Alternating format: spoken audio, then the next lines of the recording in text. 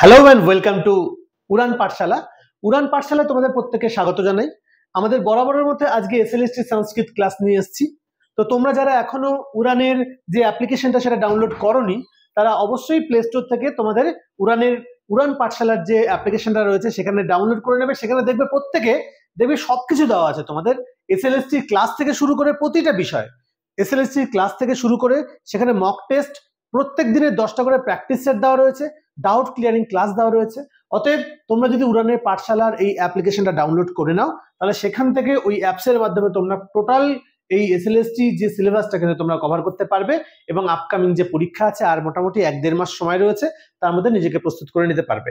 তো আমরা প্রিভিয়াস অনেকগুলো ক্লাসই দিয়েছিলাম, তো আজকেও নেক্সট যে ক্লাসটা আমরা নিয়ে এসেছি তোমাদের সামনে সেটা হচ্ছে বৈদিক সাহিত্যের ইতিহাস। আমরা সবাই জানি বৈদিক সাহিত্য একটা মেন জিনিস, আমাদের কাছে একটা ভয়ের জিনিস বলতে পারো, যে এটা মনে থাকে না সবারই, ঠিক আছে? তো সেটা আমরা কি করতে পারি, আজকে আমরা বৈদিক সাহিত্যের ইতিহাস থেকে প্রচুর প্রচুর প্রচুর কোশ্চেন আসে বা কোশ্চেন আছে, সেখান থেকে আমরা মোটামুটি 30-35টা কোশ্চেন আমরা তোমাদের সাথে আজকে শেয়ার করতে চলেছি, যেগুলি ভেরি ভেরি ভেরি ইম্পর্টেন্ট। তো একটাও স্কিপ করা যাবে না। এবং আমি বলে দিই যে এই বৈদিক সাহিত্যের ইতিহাস থেকে কিন্তু একাধিক প্রশ্ন তোমাদের জন্য আসবে।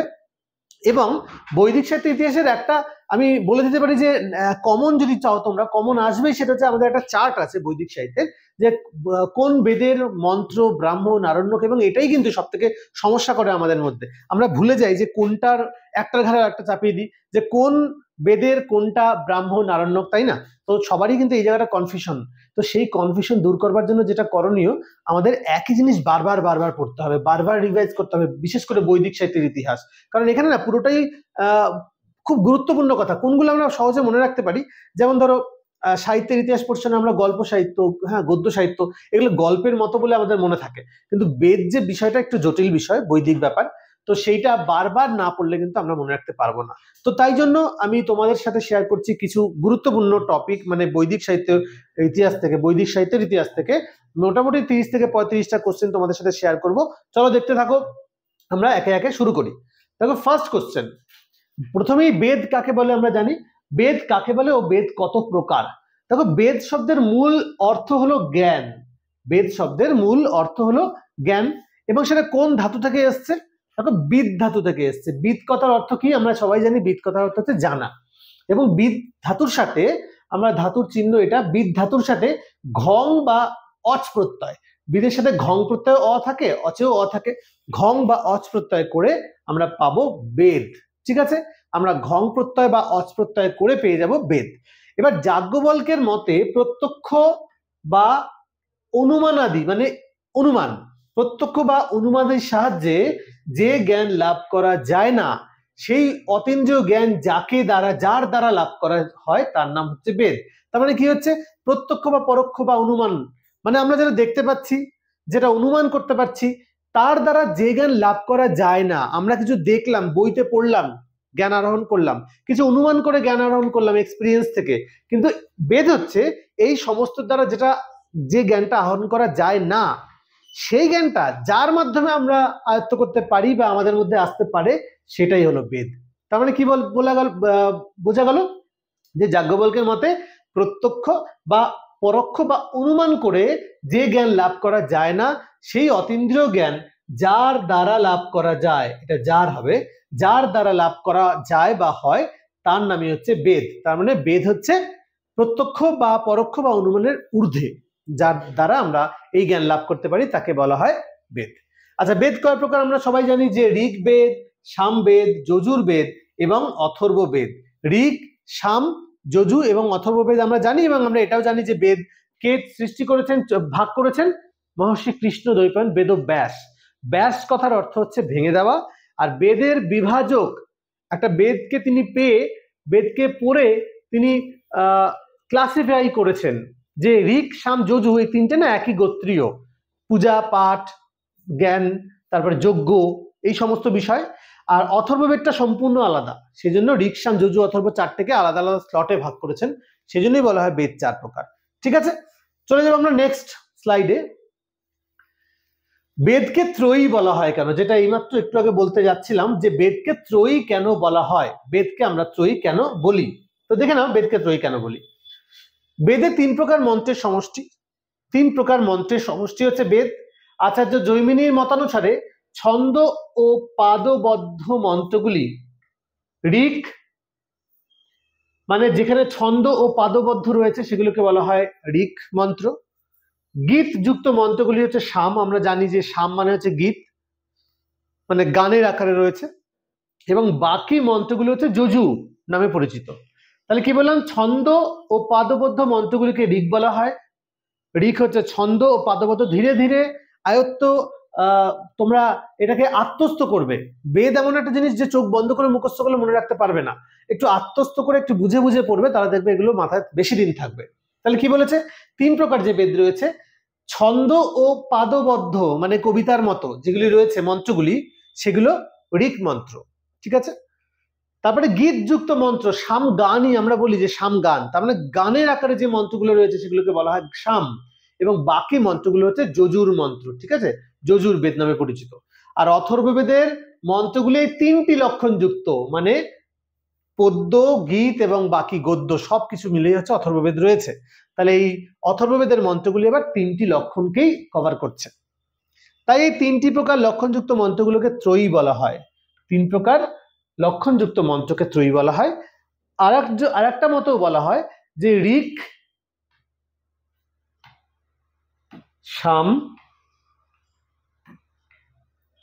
যজু এই 3টির বিষয়বস্তু একই রকম। বিষয়বস্তু এক রকম। ঠিক আছে, অথর্ববেদ আলাদা, অথর্ববেদ আলাদা। তাই এই 3টেকে একত্রে একটা নামকরণ করা হয়েছে ত্রয়ী। অথর্ববেদ থেকে সম্পূর্ণ আলাদা করা হয়েছে। বোঝা গেছে? দুটোই জেনে রাখতে হবে তোমাদের। তাহলে বেদকে কেন ত্রয়ী বলা হয়েছে, কারণ আরেকবার বলে দিই, আচার্য জৈমিনীর মতে ছন্দবদ্ধ পাদবদ্ধ মন্ত্রগুলি ঋক, গীতযুক্ত মন্ত্রগুলি সাম, বাকি মন্ত্রগুলো যজু। অথর্ববেদের এই 3টি মন্ত্রগুলিকে লক্ষণযুক্ত হচ্ছে অথর্ববেদ, এবং এই 3 প্রকার লক্ষণযুক্ত মন্ত্রগুলোকে ত্রয়ী বলা হয়। চলে যাবো আমরা নেক্সট কোশ্চেন। ঋষি শব্দের অর্থ কি? ঋষি আমরা যাকে বলি যে ঋষি মুনি, তাই না? ঋষি শব্দের অর্থ কি? যিনি বেদ মন্ত্র দর্শন করেছেন বা রচনা করেছেন তাকে ঋষি বলা হয়। বেদের মন্ত্র যিনি দর্শন করেছেন, মানে তিনি পেয়েছেন, আত্মস্থ করেছেন এবং সেটা লিখেছেন, রচনা করেছেন, তিনি কিন্তু নিজে বানাননি। যিনি দর্শন করেছেন, দিব্য দৃষ্টি দিয়ে যিনি এই বেদের মন্ত্রগুলিকে দর্শন করেছেন এবং সেগুলো লিপিবদ্ধ করেছেন, তাকে বলা হয় ঋষি। ঠিক আছে। আর ঋষির রচিত সেটা হচ্ছে আর্ষ। ঠিক আছে, ঋষিনা, যদি বলি ঋষিনা প্রক্তম, ঋষিনা প্রক্তম, সেটাকে বলা হয় আর্ষম। মানে ঋষির দ্বারা যেটা বলা হয়েছে সেটাকে বলা হয় আর্ষ। ঠিক আছে।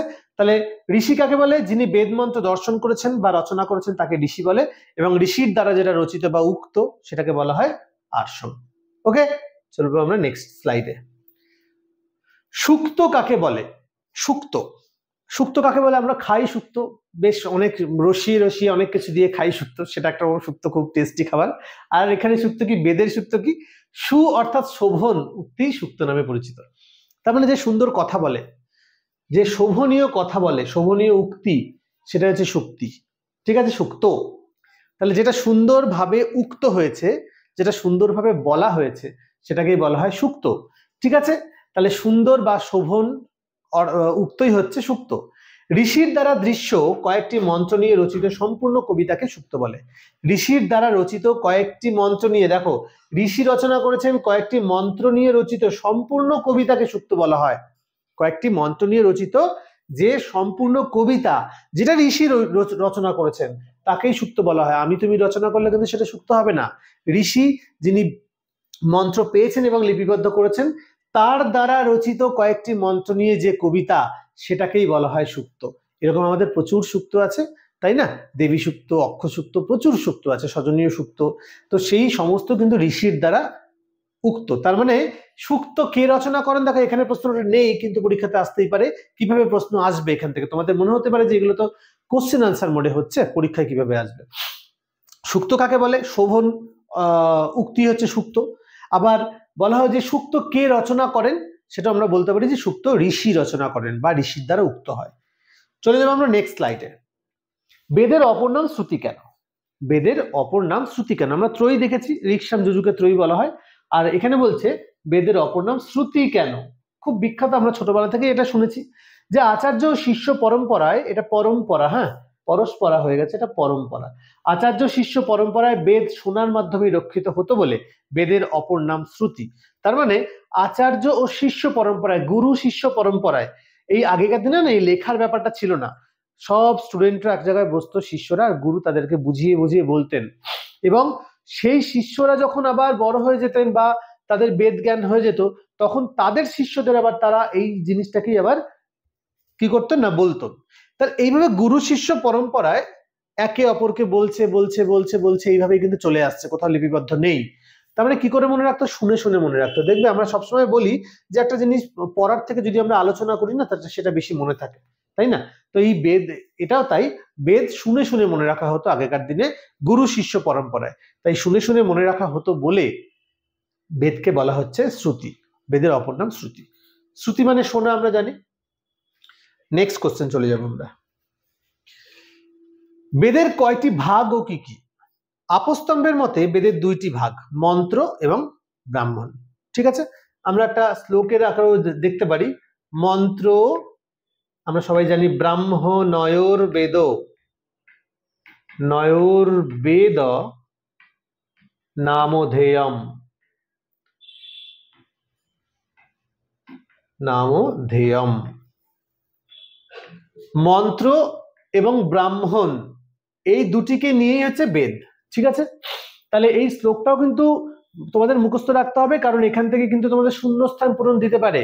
মন্ত্র ব্রাহ্মণ নয়োর বেদ নামধেয়ম, এইখান থেকে কিন্তু তোমাদের শূন্যস্থান দিতে পারে, যে মাঝখানে কোনো একটা পার্ট মিসিং করে দিয়ে অপশনে দিয়ে দিল চারটে, সেখান থেকে কোনটা হবে। তাহলে আপস্তম্ভ মুনির মতে কি? মন্ত্রের দুটি ভাগ, একটা হচ্ছে মন্ত্র, সরি বেদের দুটি ভাগ, একটা হচ্ছে মন্ত্র এবং একটা হচ্ছে ব্রাহ্মণ। খুব ইম্পর্টেন্ট একটা শ্লোক, এটা মাথায় রাখতে হবে। মন্ত্র ব্রাহ্মণ নয়োর বেদ, ঠিক আছে, মন্ত্র ব্রাহ্মণ নয়োর বেদ নামধেয়ম, মন্ত্র এবং ব্রাহ্মণ এই দুটিকে একত্রিত করে বলা হচ্ছে বেদ। নেক্সট যাব, বেদে কথিত বিনিয়োগ বলতে কি বোঝানো হয়েছে বা কি বোঝেন? বেদে যে বিনিয়োগের কথা বলা হয়েছে সেটা কি আসলে? দেখো, বেদের বিশেষ বিশেষ যজ্ঞের বিশেষ বিশেষ স্থানে মন্ত্র পাঠের যে নিয়ম তাকেই বিনিয়োগ বলা হয়। দেখো, সব যজ্ঞের ক্ষেত্রে তো এক মন্ত্র নয়, আমরা জানি যে লক্ষ্মী পুজোর মন্ত্র আলাদা, শ্রাদ্ধের মন্ত্র আলাদা, বিয়ের মন্ত্র আলাদা, তাই না? তো এখানেও তাই, যে বেদের বিশেষ বিশেষ যজ্ঞের বিশেষ স্থানে মন্ত্র পাঠের যে নিয়ম তাকেই বিনিয়োগ বলা হয়। বেদের বিশেষ বিশেষ যজ্ঞের বিশেষ স্থানে মন্ত্র পাঠের যে নিয়ম, মানে এক এক জায়গায় যে এক এক নিয়মে মন্ত্র পাঠ করা হয় তাকেই বলা হয় বিনিয়োগ। ঠিক আছে, যেটা নিয়োগ করা হয় যজ্ঞের উদ্দেশ্য, সেটাকে বলা হচ্ছে বিনিয়োগ। চলো নেক্সট, ঋগ্বেদের মন্ত্র বিভাগ নির্ণয় করুন। ঋগ্বেদের মন্ত্র বিভাগ নির্ণয় করুন। বলছে যে ঋগ সংহিতায় দুই প্রকার বিভাগ দেখা যায়, মানে ঋগ মন্ত্রের দুটি ভাগ দেখা যায়, একটা হচ্ছে মণ্ডল, একটা হচ্ছে অষ্টক। তাহলে এই যে ঋগ সংহিতার দুই প্রকার বিভাগ দেখতে পাচ্ছি আমরা, তার মধ্যে প্রথম ভাগটা রয়েছে হচ্ছে মণ্ডল। সেই মণ্ডল কটি রয়েছে? 10টি মণ্ডল রয়েছে। 10টি মণ্ডলের মধ্যে কি কি রয়েছে? অনুবাক, তার মধ্যে আবার আরো ভাগ ভাগ ভাগ ভাগ করে রয়েছে, সেখানে হচ্ছে অনুবাক রয়েছে 85টি। ঠিক আছে, অনুবাক রয়েছে 85টি। সুক্ত রয়েছে টোটাল 1017টি সুক্ত রয়েছে। সুক্ত কথার অর্থ কি? শোভন উক্তি বা সুন্দর উক্তি বলে দিয়েছি। এগুলো যখনই এগুলো পাবে তখন একটু মনে করে নেবে যে সুক্তটা কি পড়েছিলাম, সুক্ত হচ্ছে শোভন উক্তি, তাহলে এবার ওটা তোমাদের হয়ে যাবে, মনে থেকে যাবে। আর ঋক কতগুলো আছে? 10,600টি ঋক আছে। তাহলে এইগুলো কিন্তু পরীক্ষাতে আসে যে ঋগ্বেদের মণ্ডল কটি মণ্ডল? 10টি মণ্ডল আছে। অনুবাক কটা? 85টি অনুবাক আছে। সুক্ত কটা আছে? 1017টি সুক্ত আছে। আর ঋক কতগুলো আছে? 10,600টি ঋক আছে। তাহলে 10টি মণ্ডল, 85টি অনুবাক, 1017টি সুক্ত এবং ঋক রয়েছে হচ্ছে 10,600টি। ঠিক আছে, এই ডেটাগুলো কিন্তু পরীক্ষায় আসে, এই ডেটাগুলো মাথায় রাখতে হবে। এবং এই জন্যই কিন্তু আমাদের এই বেদটা এত কঠিন মনে হয়, যে এত মণ্ডল, এত অনুবাক, এত অষ্টক, এগুলোকে মনে রাখবো কি করে? ঠিক আছে, তাহলে 10টি মণ্ডল, অনুবাক 85টি, সুক্ত হচ্ছে 1017টি এবং 10,600টি হচ্ছে ঋক। মনে রাখবে, এটা হচ্ছে মণ্ডলের ক্ষেত্রে। আর অষ্টক, অষ্টক কথাটার মধ্যে কিন্তু অষ্ট রয়েছে, তাই না? তাহলে অষ্টকে কটি অষ্টক রয়েছে? ডেফিনেটলি 8টি অষ্টক রয়েছে। আচ্ছা, অধ্যায় কটা রয়েছে? 64, 64টি অধ্যায় রয়েছে। বর্গ কটা রয়েছে? 2006টি বর্গ রয়েছে। আর মন্ত্র কটা রয়েছে? 10,600টি। দেখো ঋক আর মন্ত্র, দেখো একই জিনিস কিন্তু এখানে দুটোর ক্ষেত্রেই। মন্ডলের ক্ষেত্রেও ঋক রয়েছে 10,000, মানে ঋক মন্ত্র রয়েছে 10,600টি, আবার অষ্টকের ক্ষেত্রেও কিন্তু 10,600টি রয়েছে। আর বর্গটা এখানে রয়েছে হচ্ছে বর্গ 2006টি, আর অধ্যায় রয়েছে এখানে 64টি। দেখো মন্ডলের অধ্যায়গুলো হচ্ছে অনুবাক, সুক্ত আর ঋক। মন্ত্র হচ্ছে ঋক, আর এখানে নামটা চেঞ্জ হয়ে গেছে। দেখো অনুবাকের জায়গায় এসছে অধ্যায় 64টি, তারপর বর্গ, সুক্তর জায়গায় বর্গ আছে হচ্ছে 2006টি, এবং মন্ত্র রয়েছে 10,600টি। ঠিক আছে, এই ডেটাটা কিন্তু খুব ইম্পর্টেন্ট ডেটা। সেটা হচ্ছে সংহিতায় 2 প্রকার বিভাগ দেখা যায়, বা ঋগ্বেদের মন্ত্র বিভাগ কটা? 2টি। সেটা হচ্ছে মন্ডল আছে 10টি, 10টি মন্ডলের মধ্যে অনুবাক আছে 85টি, সুক্ত আছে 1017টি, ঋক আছে 10,600টি, আর অষ্টক মানে 8টি অষ্টক রয়েছে, অধ্যায় রয়েছে 64টি, বর্গ হচ্ছে 2006টি, এবং মন্ত্র রয়েছে 10,600টি। একটু ভিজুয়ালাইজেশনটাও দরকার, যে আমি দেখবো চোখ দিয়ে যে কোনটা কত রয়েছে। অনুবাকের সাথে 85, সুক্তের সাথে 1017টি, ঋকের সাথে 10,600টি। আর অধ্যায় অষ্টকের ক্ষেত্রে অধ্যায় 64, বর্গ 2006, মন্ত্র 10,600টি। এইভাবে যদি তোমরা বারবার একটা কোশ্চেনকে পড়ো এবং লিখবে খাতায়, তাহলে দেখবে সেগুলো ভুলবে না। কারণ এটা কিন্তু মাথা থেকে তুমি আজকে পড়বে, কালকে বেরিয়ে যেতে বাধ্য যদি রেগুলার না পড়ো। কারণ এটা বেদ, মাথায় রাখতে হবে। সব থেকে ভ্যালুয়েবল পার্ট আমাদের এসএলএসটির ক্ষেত্রে সাহিত্য ইতিহাস পোর্শনে। চলে যাবো আমরা নেক্সট স্লাইডে। নেক্সট স্লাইড, ঋগ্বেদের প্রথম মন্ডলের প্রথম সূক্তটির ঋষি ছন্দ দেবতা কি? খুব সুন্দর একটা প্রশ্ন, এটাও কিন্তু স্টার দিচ্ছি, কারণ এটাও very very very very important. ঋগ্বেদের প্রথম মন্ডলের প্রথম সূক্তটি ঋষি ছন্দ দেবতা। ঋগ্বেদের প্রথম মন্ডলের প্রথম সূক্তে ঋষি বিশ্বামিত্রের পুত্র মধুচ্ছন্দা। তাহলে কি হলো? দেখো ঋগ্বেদের প্রথম মন্ডলের প্রথম সূক্তে ঋষি কে আছে? ঋষি হচ্ছেন বিশ্বামিত্র। ঋষি বিশ্বামিত্রের পুত্র কে? মধুচ্ছন্দা। শুধু এখান থেকে একটা প্রশ্নই যে হবে তা কিন্তু নয়, শুধুমাত্র যে ঋগ্বেদের প্রথম মন্ডলের ঋষিকে মধুচ্ছন্দা বলে দিলাম এটাও নয়। এখান থেকে আমরা কি প্রশ্ন আসতে পারে, যে মধুচ্ছন্দার পিতার নাম কি? তাহলে মধুচ্ছন্দা ঋষির পিতার নাম আমরা চলে যাব বিশ্বামিত্র। অথবা বিশ্বামিত্রের পুত্র কোন মুনি বা কোন ঋষি? তাহলে আমরা বলতে পারি বিশ্বামিত্রের পুত্র হচ্ছে মধুচ্ছন্দা। এটা আসতে পারে যে প্রথম মন্ডলের প্রথম সূক্ত যিনি রচনা করেছেন তিনি কে? তিনি হচ্ছেন মধুচ্ছন্দা, তার পিতার নাম বিশ্বামিত্র। তাহলে ঋগ্বেদের প্রথম মন্ডলের প্রথম সূক্তের ঋষি বিশ্বামিত্রের পুত্র মধুচ্ছন্দা। ঠিক আছে, তাহলে এখানেও কিন্তু একটা ঋষি দেওয়া উচিত ছিল, যে ঋগ্বেদের প্রথম মন্ডলের প্রথম সূক্তের ঋষিকে? ঋষি বিশ্বামিত্রের পুত্র মধুচ্ছন্দা। বোঝা গেল তাহলে ঋষির নাম হচ্ছে প্রথম সূক্তের প্রথম মন্ডলের ঋষি হচ্ছে মধুচ্ছন্দা, যার পিতা বিশ্বামিত্র মুনি। চলে যাব নেক্সট, প্রথম সূক্তের ছন্দ কি? এই যে প্রথম মন্ডলের প্রথম সূক্ত যেটা ঋষি বিশ্বামিত্রের পুত্র মধুচ্ছন্দা রচনা করেছেন, সেই সূক্তের ছন্দ কি? সেই ছন্দটা হচ্ছে গায়ত্রী ছন্দ। গায়ত্রী মন্ত্র আছে না, সেই রকম গায়ত্রী ছন্দ হচ্ছে প্রথম সূক্তের ছন্দ। বোঝা গেল? তারপর প্রথম সূক্তটা যে পাঠ করা হয় সেটা কোন দেবতার উদ্দেশ্যে?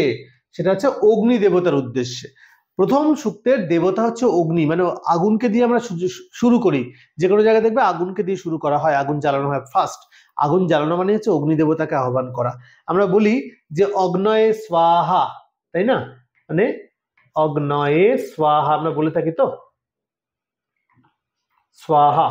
দেখো এই আমরা কিন্তু এটাও আজকে করাবো, কারক বিভক্তিতে আছে না, কারক বিভক্তি তোমাদের তো হয়ে গেছে যেহেতু, তো সেই কারক বিভক্তি থেকে আমরা প্র্যাকটিস সেট নিয়ে এসেছি এখানে। সেটা হচ্ছে কিভাবে আমরা সলভ করব সেগুলো আমরা দেখাবো পরে। তো এই যে অগ্নয়ে স্বাহা, এটা হচ্ছে আগুনের উদ্দেশ্যে স্বাহা, মানে নমস্বস্তি স্বাহা সদ্ভালং বসজ্জগাচ্চ তোমরা করেছো, সেই সূত্রানুসারে অগ্নয় পদে শব্দের যোগে চতুর্থী বিভক্তি হয়েছে, শব্দের যোগে। তাই আগুনকে এখানে উদ্দেশ্য করে বলা হচ্ছে। এবং আমরা জানি আগুন হচ্ছে সমস্ত দেবতার দূত, তাই না? সমস্ত দেবতার দূত হচ্ছে এই অগ্নি।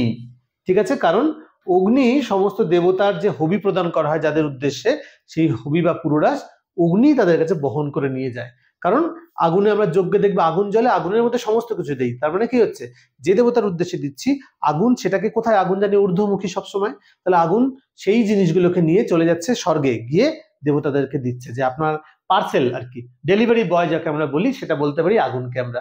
অন্যান্য সমস্ত দেবতার জন্য ডেলিভারি বয়ের কাজ করেন অগ্নিদেব, তাদের কাছে গিয়ে প্রেরণ করে যে অমুক জায়গা থেকে আপনার জন্য এই যজ্ঞ বা এই আহুতি দেওয়া হয়েছে, আপনি গ্রহণ করুন। কার মাধ্যমে? আগুনের মাধ্যমে। চলো, তাহলে হয়ে গেল ঋগ্বেদের প্রথম মণ্ডলে প্রথম সূক্তে ঋষি বিশ্বামিত্রের পুত্র মধুচ্ছন্দা, প্রথম সূক্তের ছন্দ গায়ত্রী, আর প্রথম সূক্তের দেবতা অগ্নি। ভুলো না এগুলো। নেক্সট, ঋগ্বেদের কয়টি শাখা?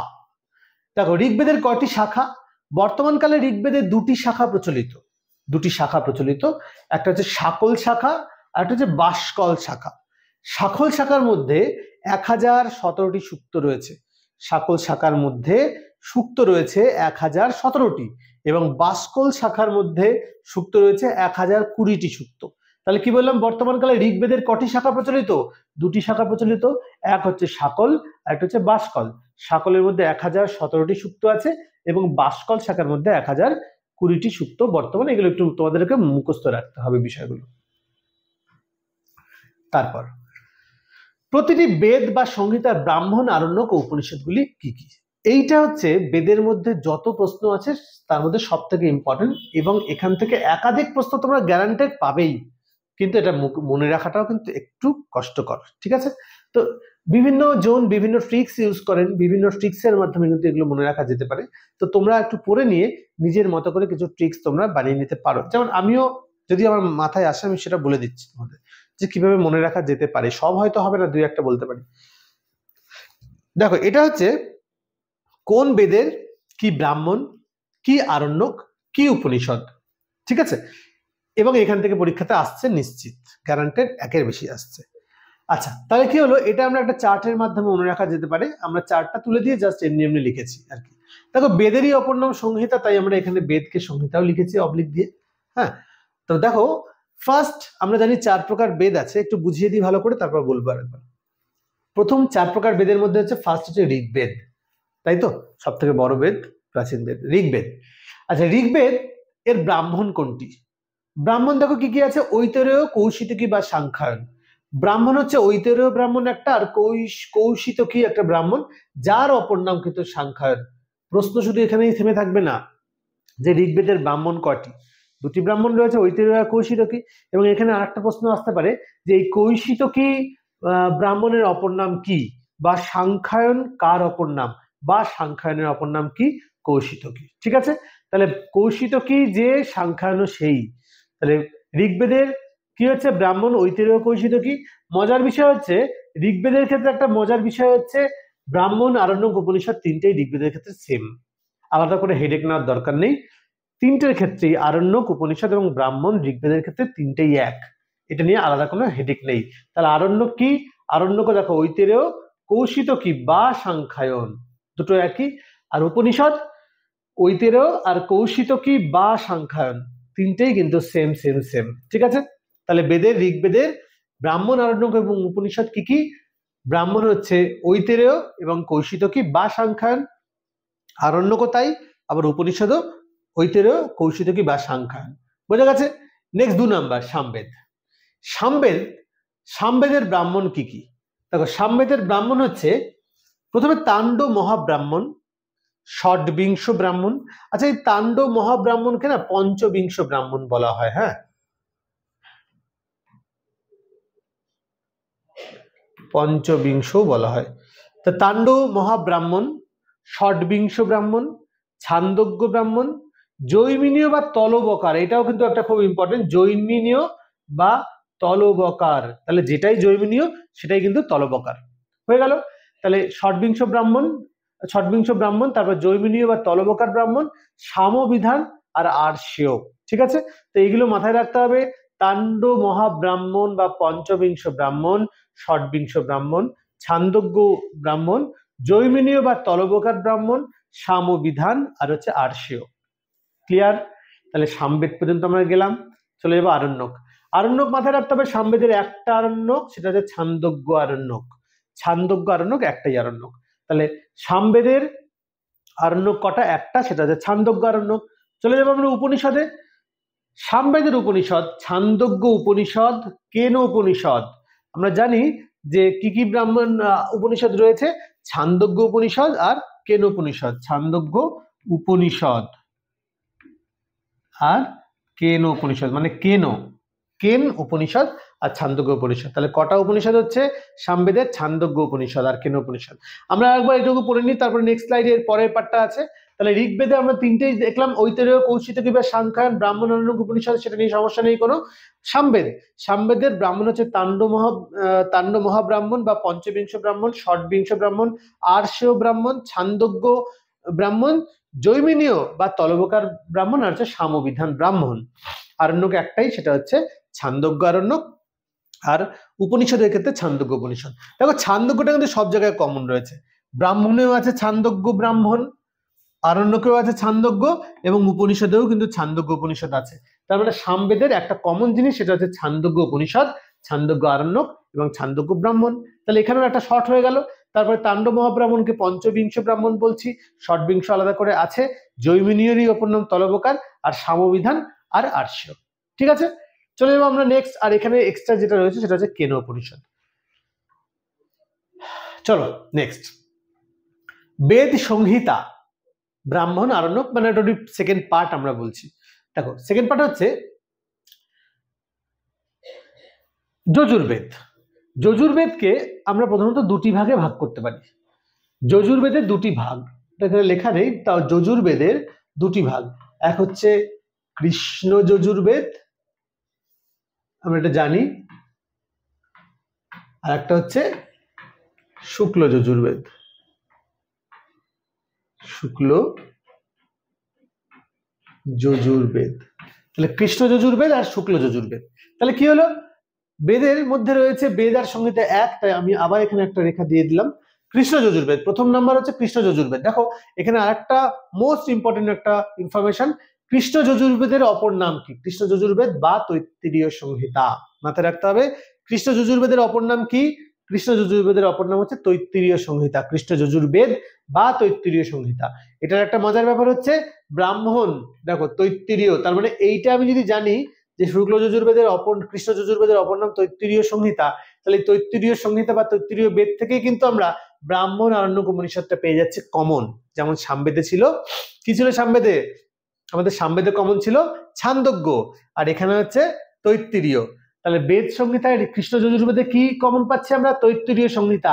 সেটা দেখো ব্রাহ্মণের মধ্যেও তৈত্তিরীয় ব্রাহ্মণ রয়েছে, আরণ্যকের মধ্যে তৈত্তিরীয় আরণ্যক রয়েছে, উপনিষদের মধ্যে তৈত্তিরীয় আরণ্যক উপনিষদ রয়েছে।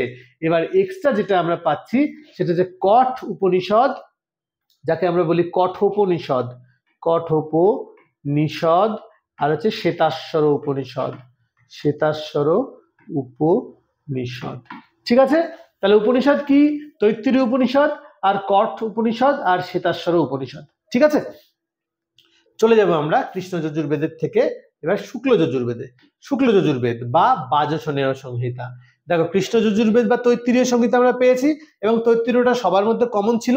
এখানে শুক্ল যজুর্বেদ বা বাজসনেয় সংহিতা, তাহলে শুক্ল যজুর্বেদের অপর নাম কি? বাজসনেয়ী সংহিতা। কিন্তু দুঃখের বিষয় এই বাজসনেয়ীটা কিন্তু আবার সবার মধ্যে কমন নেই তৈত্তিরীয়র মতো, এটা একটা আলাদা নাম, শুক্ল যজুর্বেদ বা বাজসনেয়ী সংহিতা। এই শুক্ল যজুর্বেদের ব্রাহ্মণ কি কি? শতপথ ব্রাহ্মণ আছে, আর আরণ্যক হচ্ছে বৃহৎ আরণ্যক উপনিষদ, আরণ্যক বৃহৎ। দেখো বৃহৎ আরণ্যক, বৃহৎ মানে বড়, বৃহতের মধ্যেই মানে আরণ্যকটা হচ্ছে বড়, তাই বৃহৎ আরণ্যক, বড় আরণ্যক। তাহলে বৃহৎ আরণ্যক। আবার উপনিষদের ক্ষেত্রে এই বৃহৎ আরণ্যক উপনিষদ, আমাদের কিন্তু গ্রাজুয়েশনের পাঠ্য ছিল বৃহৎ আরণ্যক উপনিষদ, তাই না? তাহলে আরণ্যকের ক্ষেত্রে বৃহৎ আরণ্যক, আর উপনিষদের ক্ষেত্রে বৃহৎ আরণ্যক উপনিষদ হলো। আর একটা উপনিষদ আছে, সেটা হচ্ছে এক্সট্রা ঈশোপনিষদ। ঠিক আছে, ঈশোপনিষদ। তাহলে কি হলো? আরণ্যকের ক্ষেত্রে বৃহৎ আরণ্যক, আর উপনিষদের ক্ষেত্রে বৃহৎ আরণ্যক উপনিষদ এবং ঈশোপনিষদ। আর তাহলে আমরা দেখলাম যে কৃষ্ণ যজুর্বেদের উপনিষদ হচ্ছে তৈত্তিরীয় উপনিষদ, কঠ উপনিষদ, শ্বেতাশ্বর উপনিষদ, আর আমাদের শুক্ল যজুর্বেদ বা বাজসনেয় সংহিতার ক্ষেত্রে দুটো, একটা হচ্ছে বৃহদারণ্যক উপনিষদ আর একটা হচ্ছে ঈশোপনিষদ। মাথায় রাখবে এগুলো। চলে গেলাম নেক্সট, আমরা 4 নাম্বার যেটা রয়েছে সেটা হচ্ছে অথর্ববেদ। অথর্ববেদ, অথর্ববেদের ব্রাহ্মণের নাম কি? অথর্ববেদের ব্রাহ্মণের নাম হচ্ছে গোপদ ব্রাহ্মণ। অথর্ববেদের ব্রাহ্মণ হচ্ছে গোপদ ব্রাহ্মণ। আরণ্যক নেই, এটা পরীক্ষাতে আসে যে কোন বেদে কোনো আরণ্যক নেই, সেটা হচ্ছে অথর্ববেদে কোনো আরণ্যক নেই। ঠিক আছে, আচ্ছা মুন্ডক প্রশ্ন মান্ডুক্য। মুন্ডক উপনিষদ, অথর্ববেদের উপনিষদ হচ্ছে মুন্ডক, প্রশ্ন উপনিষদ, মুন্ডক উপনিষদ এবং মান্ডুক্য উপনিষদ। ঠিক আছে, এখান থেকে জিকেতে আমাদের যে কোনো এক জায়গায় প্রশ্ন আসে যে সত্যমেব জয়তে এটা কোথায় আছে, সত্যমেব জয়তে মুন্ডক উপনিষদে রয়েছে। ঠিক আছে, এটা মাথায় রাখতে হবে যে অথর্ববেদের ব্রাহ্মণ গোপদ, আরণ্যক কোনো আরণ্যক নেই, আর উপনিষদ হচ্ছে মুন্ডক উপনিষদ, প্রশ্ন উপনিষদ এবং মান্ডুক্য উপনিষদ। তাহলে বোঝা গেল এই চারটা, মানে এই প্রথম স্লাইডটা এবং দ্বিতীয় স্লাইডটা, এটা থেকে কিন্তু পরীক্ষাতে 2 নম্বর হলেও তোমরা পাবে, গ্যারান্টেড, মিলিয়ে নেবে। ঠিক আছে, চলে যাবো আমরা নেক্সট কোশ্চেন। 4টি বেদের পুরোহিতের নাম কি?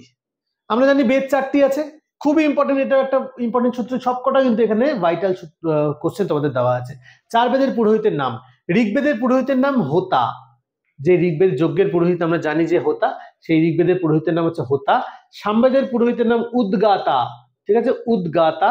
আর যজুর্বেদের পুরোহিতের নাম হচ্ছে অধ্যর্যু, এবং অথর্ববেদের পুরোহিতের নাম হচ্ছে ব্রহ্মা। ঢেকে গেছে, আমি একটু লিখে দিই, অথর্ববেদের পুরোহিত ব্রহ্মা। তাহলে হলো কি কি? নাম্বার 1 ঋক্সাম যজু অথর্ব, নাম্বার 1 হচ্ছে হোতা, যজ্ঞের পুরোহিত হোতা। 2 নাম্বার উদ্গাতা, 3 নাম্বার অধ্যর্যু, 4 নাম্বার ব্রহ্মা স্বয়ং। তাহলে এটা কিন্তু ভুললে চলবে না। প্রথম থেকে ঋক্সাম যজু অথর্ব, হোতা, উদ্গাতা, অধ্যর্যু এবং লাস্টে ব্রহ্মা। হলো? তাহলে মাঝখানে কি দেখো, উদ্গাতা হচ্ছে স্বরবর্ণ হস্যু, অধ্যর্যু স্বরবর্ণ হস্যু, হ ব্যঞ্জন বর্ণ আর ব ব্যঞ্জন বর্ণ। আমরা এইভাবেও কিন্তু মনে রাখতে পারি যে মাঝখানের দুটো হচ্ছে স্বরবর্ণ, উপরের দুটো ব্যঞ্জন বর্ণ, এবং মাঝখানের দুটো যে স্বরবর্ণ, প্রথমে উ থাকবে, তারপরে অ থাকবে। ঠিক আছে, বড়টা আগে থাকবে, ছোটটা পরে থাকবে। আর তাহলে প্রথমটা আমরা জানি যে হোতা, ঋগ্বেদের পুরোহিত হোতা, তারপরে উদ্গাতা, তারপরে অধ্যর্যু, তারপরে ব্রহ্মা। ঠিক আছে, এইভাবে ট্রিক যে যার মতো করে ইউজ করবে, কিছু বলার নেই। নেক্সট, ঋগ্বেদের ধর্মনিরপেক্ষ সূক্ত কাকে বলে? ঋগ্বেদের ধর্মনিরপেক্ষ সূক্ত কাকে বলে, এটাও একটা ভালো প্রশ্ন, উদাহরণ দিন। দেখো, ঋগ্বেদ প্রধানত ধর্মমূলক গ্রন্থ হলেও কিছু সূক্ত আছে যার সঙ্গে ধর্মের কোনো সম্পর্ক নেই, প্রত্যক্ষ যোগাযোগ নেই, সেগুলোকে বলা হয় ধর্মনিরপেক্ষ সূত্র। আমরা জানি বেদ মানেই তো সেটা ধার্মিক বিষয়, আধ্যাত্মিক বিষয়, তাহলে সেখানে তো ধর্ম বিষয় থাকবেই, কিন্তু তা সত্ত্বেও কিছু কিছু সূক্ত আছে যেগুলোর মধ্যে ধর্মের সঙ্গে কোনো সম্পর্ক নেই প্রত্যক্ষভাবে, পরোক্ষভাবে থাকতে পারে, প্রত্যক্ষভাবে কোনো ধর্ম নিয়ে সম্পর্ক নেই। মানে আমরা শুনলে মনে হবে না যেটা কোনো আধ্যাত্মিক আলোচনা হচ্ছে বা ধার্মিক বিষয় রয়েছে ওর মধ্যে, সেগুলোকে বলা হয় ধর্ম নিরপেক্ষ সূত্র। যেমন নীতি প্রতিপাদক সূক্ত একটা আছে, ইন্দ্রজালাত্মক সূক্ত, ব্ল্যাক ম্যাজিক, ম্যাজিক, এইসব, নারাশংসী ও দানস্তুতি সূক্ত রয়েছে, আর সৃষ্টি তত্ত্ব সংক্রান্ত সূক্ত। দেখো সৃষ্টি কিভাবে হলো, এগুলো আধ্যাত্মিক কোনো বিষয় না, একটা ভৌগোলিক বিষয় বলতে পারো তুমি। ঠিক আছে, আর সংবাদ সূক্ত, সংবাদ সূক্ত হচ্ছে কথোপকথনের আকারে যে সূক্ত, সেটাকে বলা হয় সংবাদ সূক্ত। কথোপকথনের মাধ্যমে যে সূক্ত, সেটা হচ্ছে সংবাদ সূক্ত। ঠিক আছে, তাহলে নীতি প্রতিপাদক সূক্ত, ইন্দ্রজালাত্মক সূক্ত, নারাশংসী ও দানস্তুতি সূক্ত, সৃষ্টি তত্ত্ব সংক্রান্ত সূক্ত আর সংবাদ সূক্ত। চলে যাব নেক্সট কোশ্চেন। ঋগ্বেদের দার্শনিক সূক্ত কাকে বলে? ঋগ্বেদের দার্শনিক সূক্ত কাকে বলে?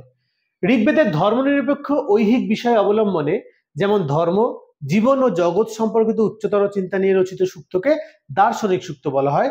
ঋগ্বেদের দশম মণ্ডলটি এইসব দার্শনিক সূক্তে সমৃদ্ধ, যেমন নাসদীয়, রাত্রি, দেবী, পুরুষ ও হিরণ্যগর্ভ সূক্ত। কি বললো, ঋগ্বেদের দার্শনিক সূক্ত কাকে বলা হয়? দার্শনিক সূক্ত হচ্ছে দর্শন বিষয়টাই এখানে মেন। তাহলে ঋগ্বেদের ধর্মনিরপেক্ষ যে ঐহিক বিষয় অবলম্বনে, এটা দেখো ধর্ম নিরপেক্ষ সূক্তগুলি কিন্তু মেনলি। তাহলে ধর্মনিরপেক্ষ ঐহিক বিষয় অবলম্বনে, যেমন ধর্ম, জীবন ও জগৎ সম্পর্কিত উচ্চতর চিন্তা নিয়ে, তাহলে একটু আধ্যাত্মের বাইরে বেরিয়ে গিয়ে একটু সেই ভাবুক বা সাইকোলজিক্যাল বা ফিলোসফিক্যাল বিষয় নিয়ে কিন্তু এখানে আলোচনা হচ্ছে। ধর্মনিরপেক্ষ ঐহিক বিষয় অবলম্বনে, যেমন ধর্ম, জীবন ও জগৎ সম্পর্কিত উচ্চতর চিন্তা নিয়ে রচিত সূক্ত গুলিকে এখানে বলা হচ্ছে দার্শনিক সূক্ত, দর্শন। ঠিক আছে, ঋগ্বেদের দশম মণ্ডলটি এইসব দার্শনিক সূক্তে সমৃদ্ধ। তাহলে ঋগ্বেদের দশম মণ্ডলটি কিন্তু প্রধানত দার্শনিক সূক্তে রয়েছে দশম মণ্ডলের মধ্যে, যেমন নাসদীয় সূক্ত, রাত্রি সূক্ত, দেবী সূক্ত, পুরুষ সূক্ত ও হিরণ্যগর্ভ সূক্ত। এই 5টি সূক্ত মাথায় রাখবে।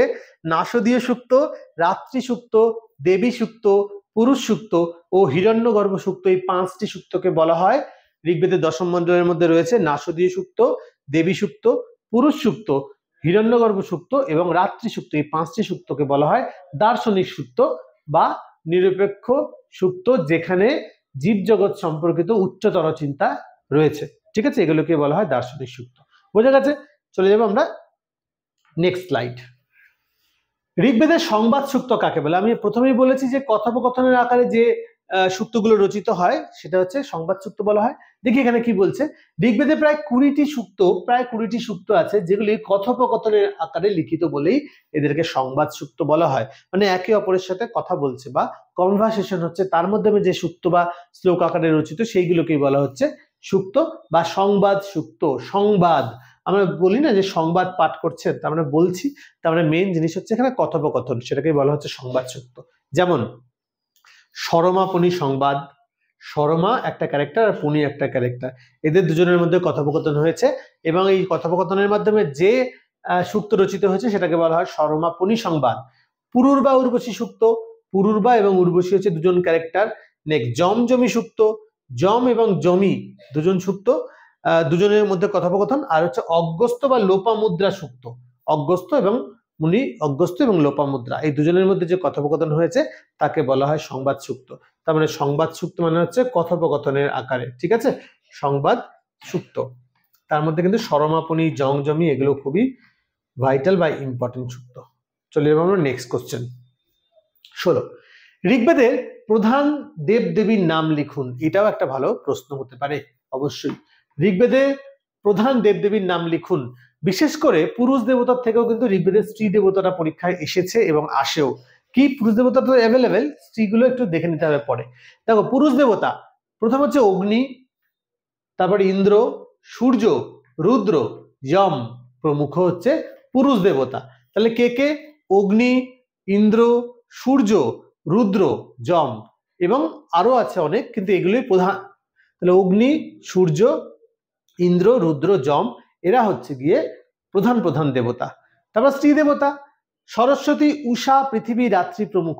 এইটা কিন্তু ভালো করে তোমরা দেখে রাখবে। স্ত্রী দেবতা, ঋগ্বেদের প্রধান প্রধান স্ত্রী দেবতাদের নাম তোমাদেরকে বলতে হবে, কারণ এটা একটু রেয়ার, এটা কিন্তু পরীক্ষাতে বিশেষ করে আসে। কি দেবতা? প্রথমে হচ্ছে স্ত্রী সরস্বতী, জানি আমরা। উষা হচ্ছে সূর্যেরই একটা রূপ, সকালবেলা যে সূর্য ওঠে সেটাকে বলা হয় উষা। পৃথিবী আমরা জানি, পৃথিবীও কিন্তু স্ত্রী। সবকটা দেখো, নদী, দীর্ঘী আছে নদী, আকার মানে লতা, এটাও হচ্ছে তোমার নদী। রাত্রি এটা হচ্ছে মতি, তাই না? তাহলে এরা কিন্তু সবই স্ত্রীলিঙ্গে। তাহলে কি কি পুরুষ সূক্তের আমাদের ঋগ্বেদের প্রধান প্রধান স্ত্রী দেবতা যদি বলা হয়, যে সরস্বতী, উষা, পৃথিবী, রাত্রি প্রমুখ। 5টা অপশন দিয়ে দিয়ে তার মধ্যে যে কোনো একজনকে ঢুকিয়ে দেবেন। তাহলে এদের মধ্যে স্ত্রী দেবী কে আছে সেটা হচ্ছে এদের মধ্যে যে কোনো একটা। ঠিক আছে, নেক্সট। সামবেদে সাম শব্দের অর্থ কি? এই বেদের কয়টি শাখা এবং কি কি? সামবেদে সাম শব্দের অর্থ কি? এই বেদের কয়টি শাখা এবং কি কি? দেখো ভালো করে, সামবেদে সাম শব্দের অর্থ কি? দেখো সামবেদে আমরা প্রথমে দেখেছিলাম যে সাম শব্দের অর্থ হচ্ছে গান বা গীত। আমরা যখনই বলেছিলাম যে ঋক পদ্মাত্মক বা মন্ত্র হচ্ছে ঋক, সাম হচ্ছে গান, তাই না? আর বাকি দুটো হচ্ছে যজু। তাহলে ঋক সামবেদের প্রধান অর্থ হচ্ছে গান। ঋগ্বেদের পাদবদ্ধ ছন্দগুলি, ঋগ্বেদের যে পাদবদ্ধ ছন্দগুলি যখন সুর যুক্ত হয় তখন সেটা গান হয়ে যায়। যে দেখো ধরো একটা কবিতা, ঠিক আছে, কবিতার মধ্যে যখন সুর যুক্ত হয়, কবিতার মধ্যে কিন্তু ছন্দ রয়েছে অলরেডি, ছন্দ ছাড়া তো কবিতা মেলানো হয় না, কিন্তু সেটাকে দেখবে অনেক কবিতা আছে যেটাকে আমরা গানও করি, কিন্তু সুন্দরভাবে গান হয়ে যায়। তাহলে ঋগ্বেদে কি বলছে? পাদবদ্ধ ছন্দগুলিতে যখন সুর অ্যাড হবে তখন সেগুলোকে বলা হয় সামমন্ত্র। খুব সুন্দর একটা কোশ্চেন কিন্তু এটা, যে ঋকের ছন্দগুলিতে সুর যুক্ত হলে সাম হয়ে যায়। সায়নাচার্যের মতে গীত রূপা মন্ত্রা, মন্ত্রগুলি যখন গীতের আকারে হবে তখন সেটাকে বলা হয়ে যাবে সাম। ঠিক আছে, গীত রূপা মন্ত্রা সামানি, এটা কিন্তু একসাথে। ঠিক আছে, এটা একসাথে। তাহলে এটা সামানি, সমানি না সামানি। তাহলে কি হলো? গীত রূপা মন্ত্রা সামানি। আচ্ছা আচ্ছা দেখো, এই যে সামবেদ, এটা সাংবাদিক না, সামবেদ তিনটি শাখা, সামবেদের তিনটি শাখা, যে বলা হয়েছিল যে এই বেদের কয়টি শাখা, এটা হচ্ছে সামবেদের তিনটি শাখা, একটা হচ্ছে রানায়নীয়, একটা হচ্ছে কৌথুমি, একটা হচ্ছে জৈমিনীয়। এটা কৌথুমি, রানায়নীয়, কৌথুমি আর জৈমিনীয়, ঠিক আছে। তারপর ঋগ্বেদের পুরোহিতের নাম কি? ঋগ্বেদের পুরোহিতের নাম হচ্ছে হোতা। আমরা দেখলাম যে ঋগ্বেদের পুরোহিত কে, হোতা। আর সামবেদের পুরোহিত উদ্গাতা আমরা আগে দেখেছি, যজুর্বেদের অধ্যর্য, আর অথর্ববেদের আমরা জানি ব্রহ্মা। এটা একবার রিপিট করা হয়েছে এখানে, এটা এটার সাথে সম্পর্কিত নয়, ঠিক আছে, এটা আলাদা, এটা আগের স্লাইডেরটা এখানে অ্যাড হয়ে গিয়েছে। চলে যাবো আমরা নেক্সট হচ্ছে সামবেদের গানগুলি কয় শ্রেণীতে বিভক্ত ও কি কি? সামবেদের সংকলিত গানগুলি 4 শ্রেণীতে বিভক্ত। একটা হচ্ছে গ্রাম গেয়, একটা অরণ্য গেয়, একটা উহ, একটা উহ্য। গ্রাম গেয় মানে গ্রামে, অরণ্য গেয় মানে হচ্ছে অরণ্যে, উহ হচ্ছে যে গ্রাম এবং অরণ্যে কোথাও সেইভাবে গান করা যায় না, যেখানে লোকচক্ষু তার অন্তরালে গিয়ে করতে হয়। আর উহ্য হচ্ছে যেটা একদমই করা যাবে না, রহস্যে থাকবে, গোপনে থাকবে। এই হচ্ছে 4 প্রকার গান। তারপর বলতে সামবেদের মন্ত্র কয়টি মন্ত্র আছে এবং ঋৎপদ্য কয়টি আছে? সামবেদের মন্ত্র সংখ্যা 1810টি, এর মধ্যে 75টি মন্ত্র ছাড়া বাকি সবই ঋক্মন্ত্র। এটা একদমই সোজা, সামবেদের মন্ত্র সংখ্যা হচ্ছে 1810টি, এর মধ্যে 75টি মন্ত্র ছাড়া বাকি সবই ঋক্মন্ত্র। নেক্সট, পুরোডাস কি? যজ্ঞে যে দ্রব্য আহুতি দেওয়া হয় তার নাম পুরোডাস। সেটা খুব সহজে বোঝা যায় যে যজ্ঞে আমরা যে আহুতি দেই না, সেই চাল কলা এইসব দিয়ে যেগুলো দেওয়া হয় তাদের উদ্দেশ্যে, ঘি দিয়ে, সেগুলোকে বলা হয় পুরোডাস, ঠিক আছে। তাহলে যজ্ঞের যেটা আহুতি দেওয়া হয় সেটাকে বলা হয় পুরোডাস। এইটা খুব ইম্পর্টেন্ট, অথর্ববেদের নামকরণের কারণ কি? দেখো, অথর্ববেদের নামকরণ, অথর্ববেদকে যদি আমরা ভাঙি তাহলে একটা পাই অথর্ব, একটা হচ্ছে অঙ্গিরস, অথর্বাঙ্গিরস। প্রাচীন নাম হচ্ছে বেদের অথর্বাঙ্গিরস। তাহলে এটা কি হচ্ছে? অথর্বণ কথার অর্থ হচ্ছে ভেষজ বিদ্যা। অথর্ববেদ ভেষজ বিদ্যা, শান্তি ও শুভ কর্মাদি, এটাকে বলা হয় অথর্বণ।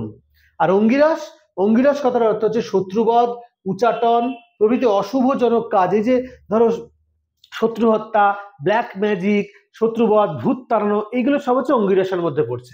আর এই উভয় বিদ্যা যে বেদে আছে তাকে বলে অথর্ববেদ। তাহলে অথর্ববেদ, অথর্বণ কথার অর্থ হচ্ছে ভেষজ বিদ্যা, মানে সাপে কাটলো ওষুধ দেওয়া, টুকটাক ঝাড়ফুঁক করা, তারপরে যে বিভিন্ন রকম শিকড় বেকড় দিয়ে কাজ করা হয় সেগুলো হচ্ছে ভেষজ বিদ্যা।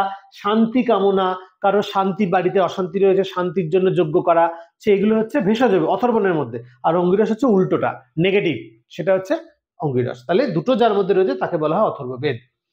অথর্ববেদের মন্ত্রের ভাগ কি? অথর্ববেদের মধ্যে 20টি কাণ্ড রয়েছে, 38টি প্রপাঠক রয়েছে, 90টি অনুবাক রয়েছে, আর 731টি সূক্ত রয়েছে, এবং মন্ত্র আছে 6000 সূক্ত। তাহলে কি বলা হলো?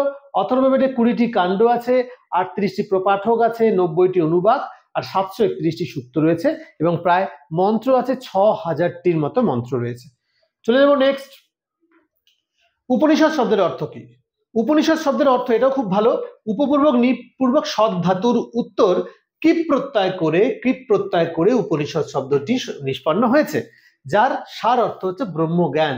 তাহলে উপনিষদ শব্দ উপপূর্বক নিপূর্বক সৎ ধাতুর উত্তর কৃপ প্রত্যয় করে উপনিষদ শব্দটি নিষ্পন্ন হয়েছে, যার অর্থ ব্রহ্মজ্ঞান।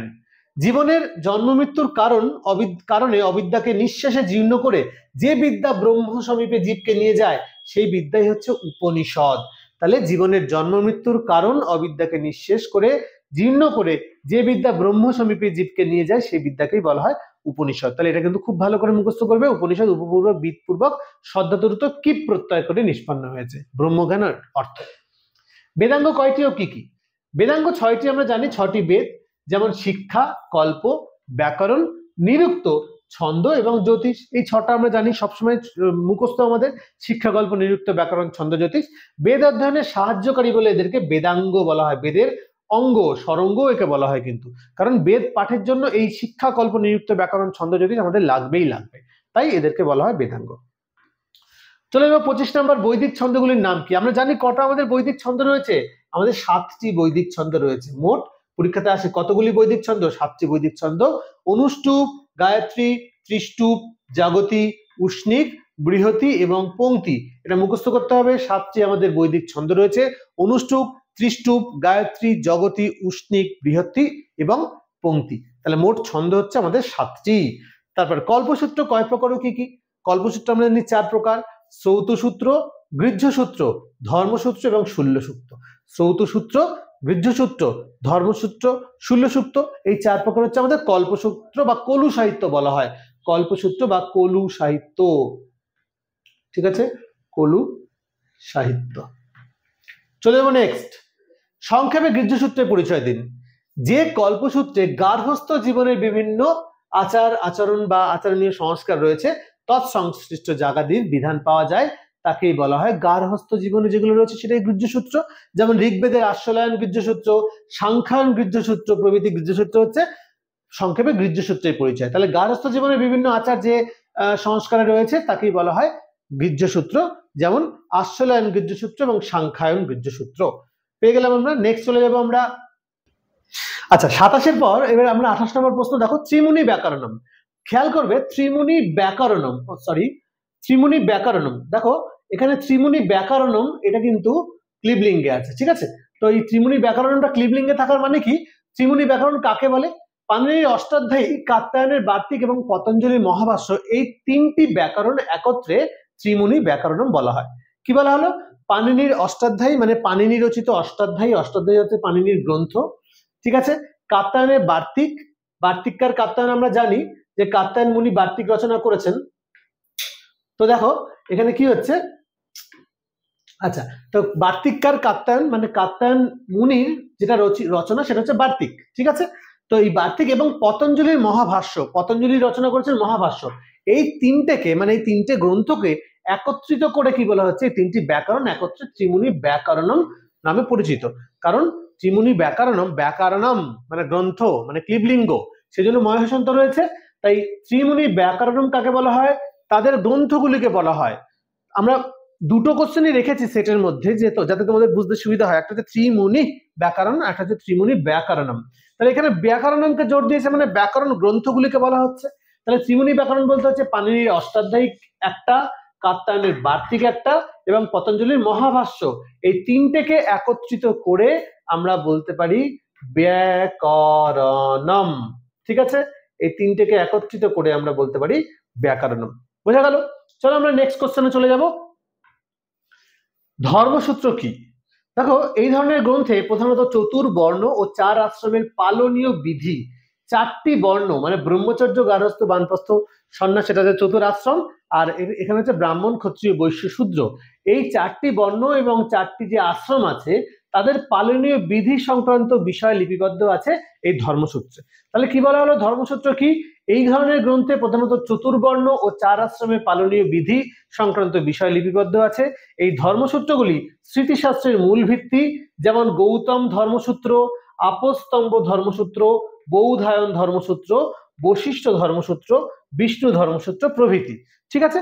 এইগুলো হচ্ছে ধর্মসূত্রের বিভিন্ন ভাগ। ওকে, তাহলে চতুর্বর্ণ এবং চতুর আশ্রমে পালনীয় কাজ, কে কি কাজ করবে, যেমন ধরো ব্রহ্মচর্য, যেমন ব্রাহ্মণরা পূজা অর্চনা, যাগ যজ্ঞ এই সমস্ত করবে। তারপরে ক্ষত্রিয়রা দেশ শাসন করবে বা রাজ্য শাসন করবে। তারপরে গার্হস্থ ধর্ম পালন করবে কারা? তো এই সমস্ত যে চতুর্বর্ণ এবং তাদের কি কাজ, সেই পালনীয় কর্মগুলো যেখানে আলোচনা করা হয়েছে সেটাকে বলা হয় ধর্মসূত্র। ওকে, চলে যাবো নেক্সট। 30 নাম্বার শূল্যসূত্র। দেখো এটা কি শূল্যসূত্র? এটা হচ্ছে বলা হয় মেনলি জ্যামিতি। এই যে জ্যামিতির কাজকর্ম যে সূত্রে আমরা দেখতে পাই, যে সূত্রে, সেটাকে বলা হয় শূল্যসূত্র। দেখো এই সূত্রে যোগ্য, জ্যামিতি মানে কি আমরা জানি মাপঝোঁক, তাহলে এই সূত্রে যজ্ঞবেদীর মাপ কিরকম হবে, বৃত্ত, অর্ধবৃত্ত প্রভৃতির আকার ও নির্মাণ বিষয়ক আলোচনা করা হয়েছে। যজ্ঞের যে সমস্ত বেদি ফেদিগুলো রয়েছে সেই বেদিগুলি মাপ কিরকম হবে, পরিমাপ কিরকম হবে, তার স্কয়ার হবে নাকি ত্রিকোণ হবে, সেগুলো সব আমরা জানি জ্যামিতিতে।